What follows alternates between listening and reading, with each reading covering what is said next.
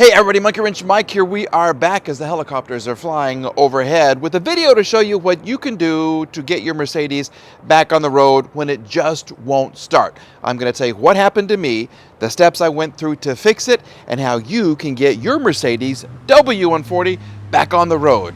Cue the truck.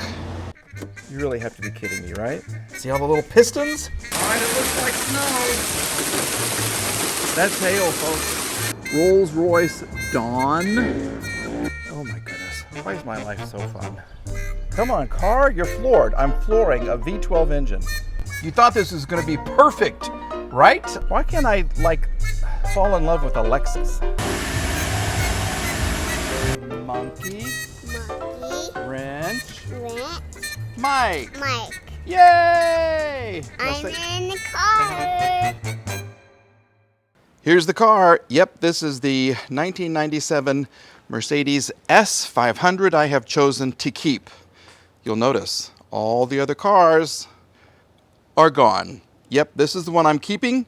I'm going through some changes right now, and I have decided this is going to be the most reliable car, and I love it more than any other car I've ever had, and that's the truth. And that car cost me $275 at the auction. I kid you not. Best purchase I've ever made. 146,000 miles right now on it, which is very, very low, and she drives like a dream. The issue I had was I was coming home from Dallas, and we were about an hour south of where I live, Tulsa, and the air conditioning went out, and the whole display just failed to show anything at all. I made it home fine. The next morning, the car would not start. Yep, look at there. There's your mileage right there. The car just wouldn't start.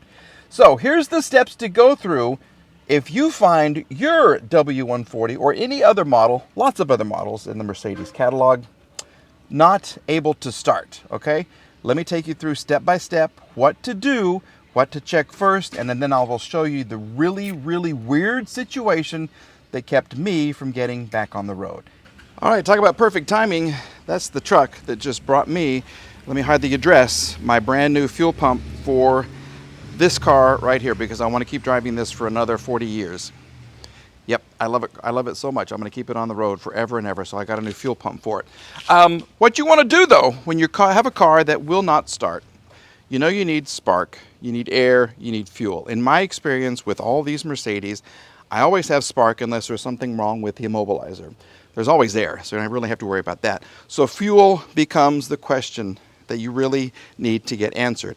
In this model right here, under the engine cover, there's a quick little port just to check to make sure that you are getting fuel to the rail and then to the injectors. So what I do is get a little rag, get my little Phillips head screwdriver, touch it like this, and if fuel comes out, okay, if this gets wet, then you know you have fuel, okay? I don't have any fuel, okay, because I'm showing you a video of why this car won't start, and it is fuel related. So, thing to check first is fuel at the fuel rail. Okay, next thing you want to check is your fuel pump on the W140. It is right under here, kind of behind a little plastic box. I've already removed the box, and let me just show you the fuel pump. That's it right there. See the blue? That's your fuel pump. That is your fuel filter. Underneath the two black boots, positive and negative. Connect that to your tester, and you want to make sure that you are getting some voltage back here at the fuel pump. If not, well, there could be a reason why, and that lies in the trunk. So let me show you what's in the trunk.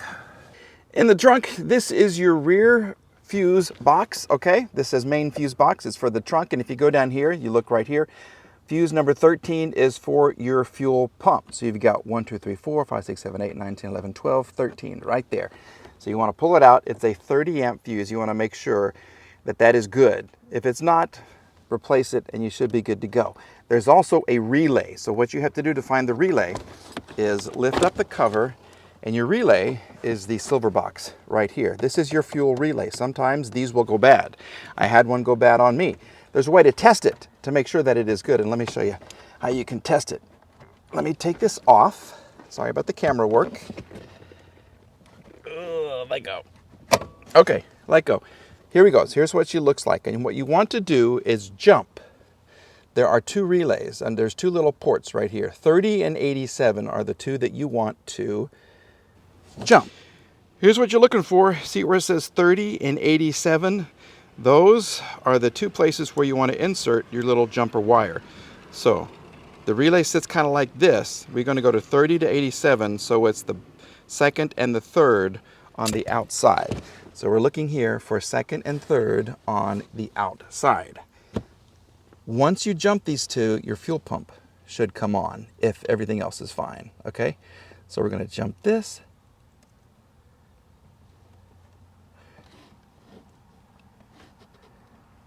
There we go. All right, just to show you what to listen for, I have 2 and 3 on the outside, 30 and 87 jumpered. This is the sound you're listening for. You have to go under here. Can you hear that? If you have a good fuel pump, it's quiet. That's what it sounds like. Okay, in my case, it did not work, so I had to keep working. I had to keep looking. So let's take this out. We'll replace this. And I'll show you what to look for under the hood. Okay, back under the hood now. This is your fuse box. Lift this up, slides over here. There are two fuses that we're concerned about right here. Because my climate control system went out and the car kept on driving, I'm looking at fuse 20 right here and 21. Both of these have something to do with the climate control, all right? If one of these two fuses blows, this is 20, this is 21, you need to figure out why. What is causing these to blow? Because if these are blown, you can't start the car. 21, this right here, this is a 20 amp fuse. On this model right here can go all, the problem lies back in here. There's some wires that run through here and they heat the mirror. So you have to take this off, check the wires, it's a black and a pink one, and make sure that it is not frayed. It can fray here and it can fray back in here where they're kind of exposed. So you have to remove these 3 screws. There's a metal bar right here you take out. This slides off and you can see the wiring. Make sure it's fine. If it's frayed at all, a temporary fix is to cut the black and pink one, and then you should be able to get back on the road once you replace the fuse. Check it on this side and check it on the other side. In my case, it was fuse 20. This also has to do with the climate control system. This is the fuse that kept blowing. If this does not work, here's what your car does. Okay, if you try to start it, this is all you're going to get. And she'll do this all day. All freaking day. Okay, you'll notice when I try to start it, the climate control doesn't come on. See? She'll do this all day. If fuse 20 is blown, first thing you want to check is the connector on top of your air conditioning compressor. It's a single, what color was it? Green and blue wire. And I'm trying to get down here to where I can show it to you, but it's right on top of the air compressor. See the little ribbed connector right there? Let me see if I can get here. See that right there? That's it. That is it. Sometimes because of engine vibration, maybe you had a mouse living in your car for a while, that will get frayed. So you want to check for continuity from there all the way back up to your wiring loom that lies right in here. It's a big, this right here. This is where the wire runs from here. It kind of runs up, then it joins a bunch of other wires and it runs all the way through here, and then it goes into the coffin box. In my case, I hate to say it, I had a whole mouse family living in here for a while I was still working on the car. This was full of acorns and poop. This was full of acorns and poop, and they did get a couple of wires. But I had continuity from there to here, so I know it wasn't that switch. My problem is a rare problem, and it lies right under here, and it's because of that great wiring that was biodegradable. Thanks to Mercedes up until 97. This is a 97. I have the newer Delphi wiring loom, which is great. I have an older temperature sensor that's located right inside here. So to remove this, you've got a couple of Phillips head screws. 1, 2, 3, 4, and one on the far side. Let me take that off and I'll show you just how bad it was, and that's my problem. This right here protects a lot of your engine. So this is a water little collector, and it has 2 downspouts right over there on the driver's side. So you got to be very careful when you're lifting this up. You also have to remove a vacuum line right here because there's a flap inside here. Your outside air temperature, and this is a weird thing, lies right inside there. And let me show you the connector. It connects to this part. The green, that goes to the car. The part that goes to the temperature sensor looks like this. And in my case, look at the wiring. Look at that. It all degraded. Even inside this little rubber bit right here, it all degraded. So every time I would try to start the car, this would arc and I would blow fuse 20. Look at that. Yeah, thank you, Mercedes. So I have an older outside air temperature. I wish I could show you a little more, but it just lives in there. I'll put the part number up right here on my hand right here so you know in case you need one for yourself. But this is the reason I couldn't start the car. It allowed me to continue because the car was already started, but when I tried to start the car the next morning, this arced and I couldn't start it. Really weird situation. Very, very weird situation. So because I have unplugged it right here, I can replace fuse 20 and she'll start. So let me just kind of show you what's going on here. Let me put this back. I'll put this back in place, which is so much fun to do. And we'll show you how the car starts.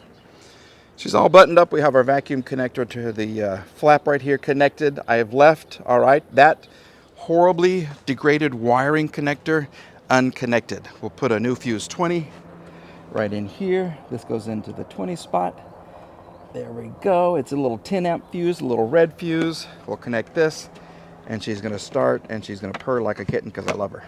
Okay, there it is. And let me show you. We have fixed the problem.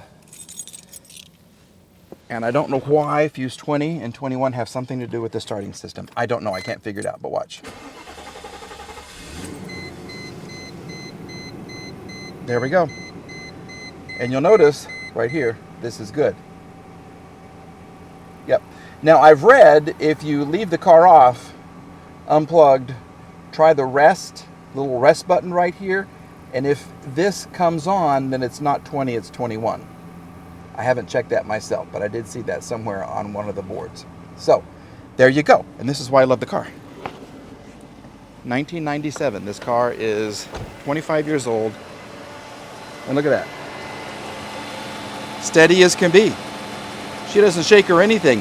I have replaced some of the new vacuum lines, some of the boots, some of the hoses. Most of this though is original. Yeah, new spark plugs, of course. But look at that. She is purring like a kitten. I love it. I love it. I love it. I love it. I love it. Did I tell you how much I love the car?